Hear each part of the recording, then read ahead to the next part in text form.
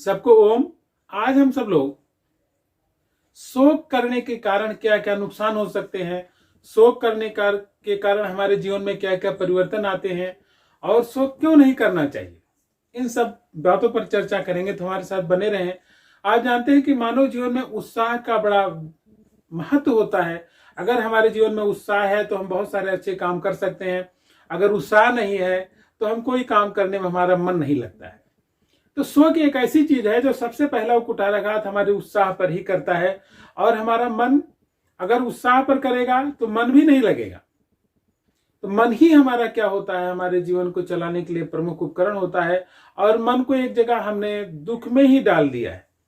तो जब मन में दुख होता है तो हमारा सारा उत्साह भंग हो जाता है और हम कोई नया काम नहीं कर पाते हैं। और जो हमारा सामने कर्तव्य है उस पर भी हमारा चिंतन नहीं जाता है।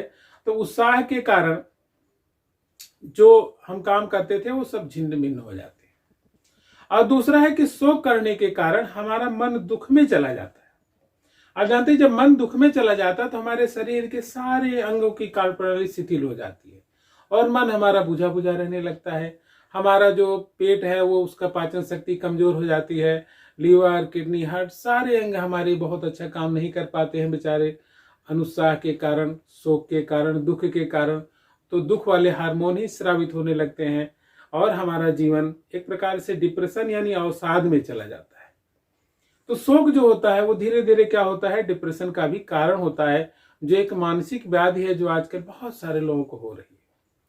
और इसके विपरीत अगर उत्साह हमारे मन में बना है तो हम बहुत सारी अच्छी चीजें सोचते हैं, अच्छी प्लानिंग करते हैं और हम आगे बढ़ने का प्रयास करते हैं। तो शोक के कारण हमारे आगे बढ़ने का प्रयास भी भंग हो जाता है और हमारे सारे शरीर की कार्यप्रणाली शिथिल हो जाती है। अब अगर आपको शोक है तो जो आपके सारे सामाजिक संबंध हैं वो सारे सामाजिक संबंध आपके अच्छे नहीं बन पाएंगे, क्योंकि आप अवसाद के कारण लोगों से अच्छी बातें नहीं कर पाएंगे और जो लोग आएंगे आपके पास वो भी धीरे धीरे आपसे दूर होने लगेंगे। तो अवसाद का एक बहुत बड़ा साइड इफेक्ट है। शोक करने के कारण हमारे नाते, रिश्तेदार, मित्र सब कहेंगे तो अपनी ही परेशानियों में डूबा रहता है, ये हमारी बात क्या सुनेगा। और दुनिया के हर प्राणी आपको अपनी ही बात सुनाने के लिए आते हैं। तो इसलिए कभी भी शोक से ज्यादा समय तक न रहे, शोक से उबरने का प्रयास सदैव हमें करना चाहिए। अब देखिए, शोक से जो अगला बहुत बड़ा हमारा नुकसान होता है कि हम कोई नया काम सोच ही नहीं पाते हैं। हमारे जो कर्तव्य है उसे हम कर ही नहीं पाते हैं। जो हमारी ड्यूटीज हैं, चाहे हम सरकारी अधिकारी हैं या हम किसान हैं, गृहस्थी हैं, गृहिणी, हमारी महिलाएं हैं, विद्यार्थी हैं, जो भी जहां जहां पे काम कर रहा है, जो भी जिस स्तर से अपना काम कर रहा है वो अपना काम नहीं कर पाएगा। तो इसलिए वाल्मीकि जी ने बहुत अच्छा एक वाक्य लिखा है कि जो लोग हमेशा इस शोक में निमग्न रहते हैं उनके अर्थ, धर्म, काम, मोक्ष चारों पुरुषार्थ नष्ट हो जाते हैं और उनका जीवन नष्ट प्राय के समान हो जाता है। तो शोक एक बहुत ही घातक प्रकार से हमारे नुकसान पहुंचाता है। इसलिए मन को प्रसन्न रखें और हमेशा मन में उत्साह बनाए रखें और आगे आने वाला जो काम है उस पर नजर रखें। शोक करने से कुछ नहीं होता है, केवल हम सबका घाटा ही घाटा होता है। तो हमें पूरा विश्वास है कि हम सब वाल्मीकि जी के वचनों को सदैव याद रखेंगे कि जो शोक करता है वो चारों तरफ से नष्ट हो जाता है।